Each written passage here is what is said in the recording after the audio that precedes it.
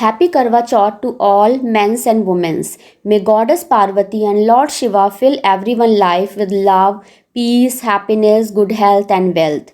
Bonding of love is found in every relation. In few relations, respect, boundaries, and limitation lies. Husband and wife relation is very precious relationship at equal level. We should respect feelings and desire of each other. At any age, everyone wants love and emotional support. God always chooses best for us. Our birth, in which country, in which city, in which environment, which parent are decided by our past karmic accounts. And of course, we create few things with our intelligence and karma too. When we talk about men versus women, then I think both are complementary. On energy level, both are same. Only soul take male and female incarnation to experience the truth. From ancient time to till date, females has evolved a lot and occupied a high position in society. In this time, I have observed many times in mall and market that men are carrying kids and women are enjoying marketing and eatables. Sometime I think old time was good. Females were performing the house responsibilities and males were performing outside. Working women creates instability at home, but sometimes can manage very well with assistance of maid and servant. We have both advantages and disadvantages of nuclear and joint family. In ancient time, Gurukul was for teaching. Similarly, nowadays hostels are also available. Kids living with parents creates attachment, or living in hostel creates attachment with others. The four ashram of human life are brahmacharya, grahasth, vanprasth, and sannyasa. All are symbolic phase, depend on person to person. In every phase of life, we should practice detachment in spite of being together. Ultimate aim of every soul is a divine union with the God, and in which incarnation it will happen, don't know. So play every role with honesty and lovingly in every incarnation. My guru said, one pranic healer in every family. I want to say every home should be like ashram. Everyone has a right to acquire knowledge and to work. I thought every house should be like a divine house. Everyone should participate in household work like house husband, housewife, house children, and so on. Interaction creates attachment, deep attachment creates love, love creates relationships, and relationships can be at various levels. A great relationship does not happen because of the love you had in the beginning, but how well you continue building love until the end. Husband and wife relationship are like the relationship of Tom and Jerry, though they are teasing and fighting but can't live without each other. मेरे प्यारे देशवासियों, अपने से बड़ों को सादर प्रणाम, साथियों को सलाम, छोटों को ढेर सा आशीर्वाद और प्यार। सब मिलकर बोलो राधे राधे, जय हिंद, जय भारत, वंदे मातरम, हिंदू सनातन धर्म की जय।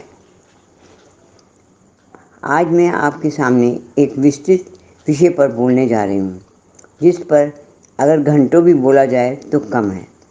मैं केवल विशेष आधारों पर आज के युग की परिस्थितियों को समझते हुए कुछ अपने भाव प्रकट करूँगी। मेरा विषय है वीमेन वर्सेस मेन। इस पर वार्तालाप करना कठिन है, फिर भी मैं अपने भाव व्यक्त करने की कोशिश करूँगी। 100 साल पुरानी बात करूं या 1000 साल पुरानी, तब का वातावरण कुछ और था। ऐसा भी वक्त था, समय था जब नारी देवी मानी जाती थी और पति परमेश्वर, लेकिन तब भी देवी की पूजने मानी जाती थी। नारी के बिना यज्ञ या कोई भी धार्मिक कृत्य पूरा नहीं किया जाता था। हमारे आज के युग में इन पुरानी बातों का कोई महत्व नहीं रहा। अब मैं आज के युग की बात कहती हूँ। जिन त्रुटियों की मैं बात कर रही हूँ वो अधिकाधिक बढ़ती ही जा रही हैं। नारी की तुलना तो पुरुष किसी युग में भी नहीं कर सकता। उसकी शक्ति की तो आप जानते ही हैं। हमारे शास्त्रों में वर्णन है कि वृंदा ने जो की एक राक्षस की पत्नी थी। भगवान विष्णु को छल करने पर इन्हें पत्थर का बना दिया और वो सालक राम के नाम से पूजे जाने लगे। नारी की तुलना पुरुष किसी युग में भी न तो कर सकता है, ना ही कर पाया है। क्या वो इतने किरदार निभा पाता है जो एक नारी निभाती है? जब वो छोटी होती है तो हर साल दुर्गा अष्टमी के दिन घरों में पूजी जाती है। थोड़ी बड़ी होती है तो माता पिता की लाज होती है। गृहिणी बन जाती है तो कितने ही किरदार निभाती है। बहू बनकर सास ससुर की सेवा करती है। भाभी बनकर जेठ को बड़े भाई के साथ सम्मान देती है। देवर को छोटे भाई का प्यार देती है। नंदों के साथ छोटी बहनों और बड़ी बहनों का व्यवहार करती है। पति की अर्धांगिनी बनकर उसके सुख दुख का बराबर का हिस्सेदार बनती है। राजा की मंत्री की तरह सलाहकार बनती है। पति को खिलाने पिलाने, दुख तकलीफ बीमारी आदि में वो माँ बन जाती है।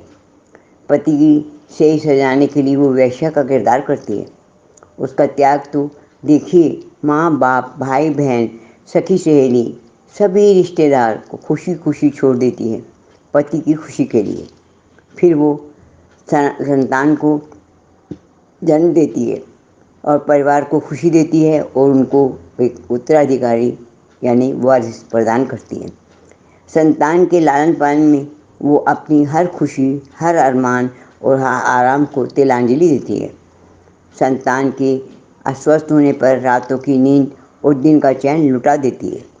ऐसी त्याग की मूर्ति को पुरुष क्या कहते हैं? ये तो फर्ज है तुम्हारा।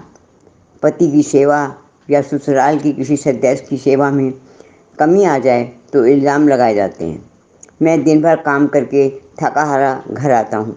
जैसे नारी तो दिन भर घर पर आराम ही करती है, टीवी देखती है, दोस्तों के साथ गप्पे लड़ाती है, पैर पसार कर सोती है। आज के युग में 50% पुरुषों को कमाऊ पत्नी चाहिए जो उनकी जिम्मेदारी में सहयोग कर सके। क्या पुरुष भी कभी घर के काम में या संतान के लालन पालन में हाथ बटाते हैं? घर संभालना, संतान की परवरिश करना, उनके उज्जवल भविष्य के लिए सोचना, ये सब तो नारी ही करती है। अब और आगे बढ़िए। आज के युवा पहले तो युवतियों को सब्ज बाग दिखाते हैं, यहाँ तक कि आसमान से तारे तोड़कर लाने की भी बात करते हैं। लेकिन शादी के बाद पत्नी को उसकी औकात समझाते हैं। कुछ समय बाद तलाक भी दे देते हैं। आज की पढ़ी लिखी नारी अब अपनी औकात भी समझ गई है और अधिकार भी समझ गई है। तलाक के लिए पहला कदम भी उठाने लगी है और धमकियां भी देने लगी है। बदनामी से अब वो नहीं डरती है और ना ही डरेगी। इसका कारण भी पुरुष जाति है जो उसे ऐसा करने पर मजबूर कर देते हैं। केवल अनपढ़ और गरीब घरों में ही नहीं, पढ़े लिखे अमीर परिवारों में भी पुरुष अपने बल का प्रयोग करते हैं। पत्नी और बच्चों को मारते हैं, यहाँ तक कि घर से निकाल भी देते हैं। यहाँ वही होगा जो मैं चाहूँगा, ये घर मेरा है। आप समझते होंगे क्या पुरुष में कोई अच्छाई है ही नहीं? ऐसा तो मैंने नहीं कहा, लेकिन गिनती में बहुत कम है। ऐसे पुरुष हैं जो पत्नी का पूरा ध्यान रखते हैं, उनकी दिन भर की थकान का दर्द महसूस करते हैं, कमियां कम निकालते हैं, आवश्यकता पड़ने पर खाना पकाते भी हैं और खिलाते भी हैं। बहुत कम, मगर कुछ पुरुष ऐसे हैं जिन्हें मैं पुरुष नहीं देवता मानती हूँ, जो अपनी हस्ती मिटाकर नारी का सम्मान बढ़ाते हैं। हर चीज़ पर स्त्री का अधिकार पहला बताते हैं। वो घर नहीं स्वर्ग होता है जहाँ संतान भी संस्कारी होती है, सिर्फ परिवार का ही नहीं देश का नाम भी ऊंचा करती है। धन्यवाद। मेरी खामोशी को इकरार न समझ लेना, भीगी आँखों को इनकार न समझ लेना। दिल तुझे चाहता है कितना ये अपने दिल से पूछ लेना। मैंने कुछ बोला तो जहाँ बदनाम करेगा, बेहतर है कि दिल की आवाज़ को सुन लेना। अब एक और पेश करती हूँ। क़यामत तक तुझे याद करेंगे तेरी बातों में, ये मेरे दिल की आवाज़ है। क़यामत तक तुम्हें याद करेंगे, तेरी बातों पे इतबार करेंगे। तुझे प्यार करने को तो नहीं कहेंगे, तेरे प्यार का इंतज़ार करेंगे। अब एक भगवान के लिए भी दिल उनका भी है, दिल हमारा भी है। शाम तेरी याद में दिल बेकरार है, ज़िंदा हूँ इसलिए कि तेरा इंतज़ार है। दिल भी मेरा निसार है, जहाँ भी मेरी निसार है, मेरी ज़िंदगी के मालिक तेरा इंतज़ार है। नमस्कार। भारतीय संस्कृति में पर्वों का विशेष महत्व है। वर्ष में अनेकों त्यौहार मनाए जाते हैं, जैसे दीपावली, होली, रक्षाबंधन आदि। उन सभी पर्वों को विशेष कारणों से मनाया जाता है। दीपावली से 10 दिन पूर्व करवा चौथ का त्यौहार सभी सुहागिन स्त्रियां अत्यंत हर्षोल्लास से अपने पति की दीर्घ आयु के हेतु मनाती हैं। इस दिन उपवास रखती हैं तथा सायंकाल पूर्ण श्रृंगार करके चंद्रमा के निकलने पर चंद्रमा की पूजा करके अर्घ्य दे करके पति की आरती उतारती हैं तथा पति के हाथ से जल पीकर अपना व्रत पूर्ण करती हैं।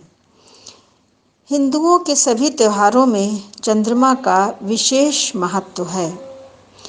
वैसे तो चंद्रमा का त्यौहार अन्य धर्मों में भी, जैसे मुस्लिम धर्म में भी इसका महत्व है, लेकिन हिंदुओं में इसका बहुत अधिक महत्व है। धन्यवाद। I am very thankful to my family and friends to be a part of this video. Please viewer, like and subscribe and share my videos to your family and friends, and also please post comments. Namaste everyone.